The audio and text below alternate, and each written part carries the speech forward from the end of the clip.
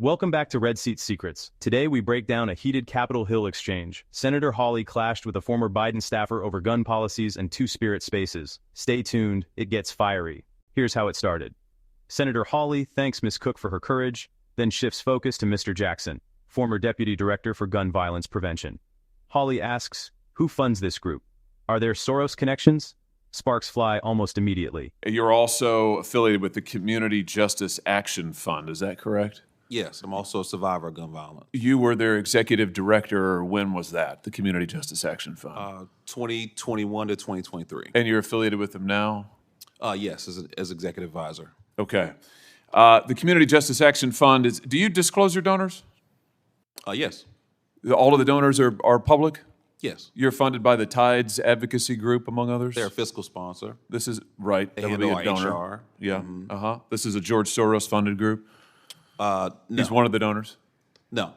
He's a donor to the Tides Advocacy Group. Yeah, that's our fiscal sponsor. So they handle our HR, our back office, our operations. Great. Okay.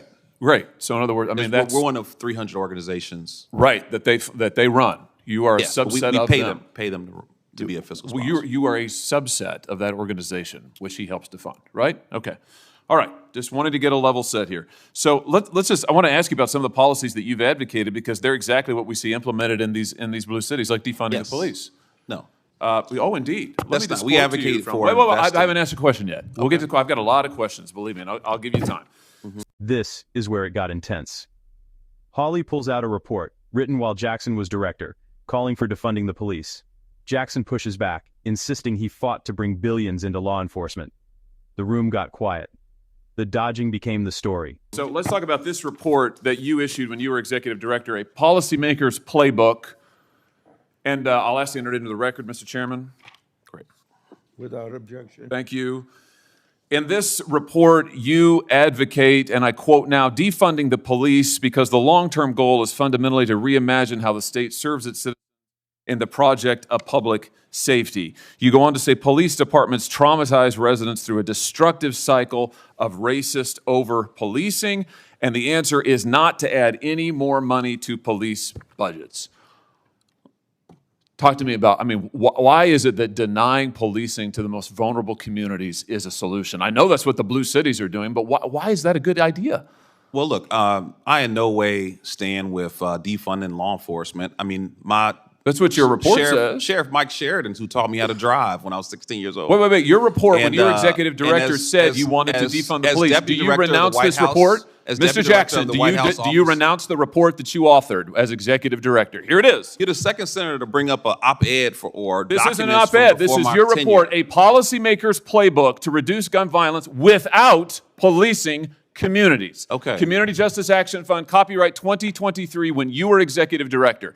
Now you say you don't know anything about it. Now you say that you haven't heard of it, just like the Democrats who all of a sudden say, oh, we're all for the police. They've been advocating defunding them for years. Okay, well, you can look at documents or you can look at My results. question is, do you renounce this report now? You say you no longer agree with this. And my answer is that I led the efforts to invest $42 billion in law enforcement. You've advocated defunding the police as executive director of an organization that you still lead and are affiliated with. Never see me advocate for that directly. What you see me advocate for what is this is then? a comprehensive approach to reducing violence. Right, the comprehensive approach is defunding the police, which is what this says. The entire time. This is so typical of what the Democrats do now. After your policies have transparently failed and led to the deaths of millions of Americans, now you say you've never heard of defunding the police. Your own report recommends it on page after page after page. The report suggested funding safe space initiatives led by LGBTQ and two-spirit communities instead of police departments.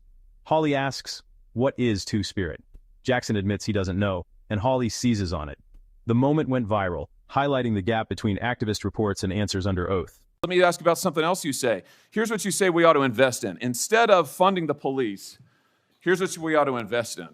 We need to invest in programs that acknowledge the need for safe space initiatives led by lesbian, gay, bisexual, two-spirit, trans, and gender nonconforming people. What's two-spirit? Well, look, I don't know exactly. You guys are pulling some interesting quotes. This here. is from your report. If you look at the report, the focus is on investing in violence intervention outreach workers. What is you victim say? You services. say that you shouldn't invest in the police, but we ought to invest in two-spirit community programs that acknowledge two-spirit. Look, we are not going to discriminate what is that? We're not going to discriminate against any nonprofit that What wants is to a help us two-spirit? prevent violence in What our is community. two-spirit? You say don't fund the police, but do fund programs that create safe spaces for two-spirit people. What is? I just want to know. I don't know what that is. I have no idea what that is. Well, I honestly, I'm not completely aware of the language or You the wrote spirit the of how that was report? written. But what I'm telling you is that what we What is a advocate for- two-spirit individual? I mean, really, this is your policymaker's playbook. You are the witness called by the Democrats on this committee, so I assume you reflect their views. Well, you don't want to fund the police. You want to fund safe spaces for two-spirit individuals.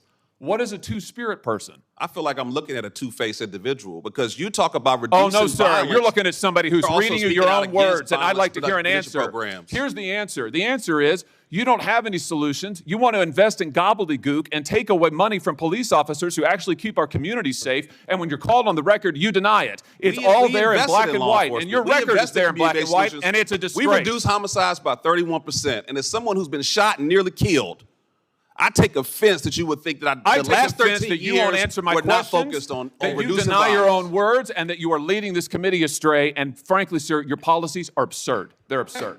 This isn't just about one witness or senator. It's about whether taxpayer dollars should fund traditional policing or shift to alternative programs. Hawley says these new policies failed in blue cities, causing more crime. Jackson insists community investment works, even cutting homicides by 31%.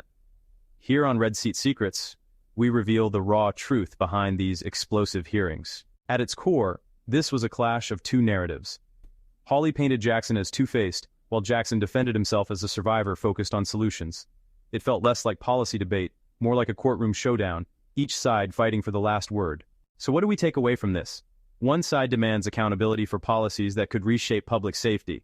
The other insists the issue is more complex than just funding. In politics, perception is everything, and Hawley's questioning left a mark. Like, share, and subscribe for more deep dives. Until next time, stay sharp.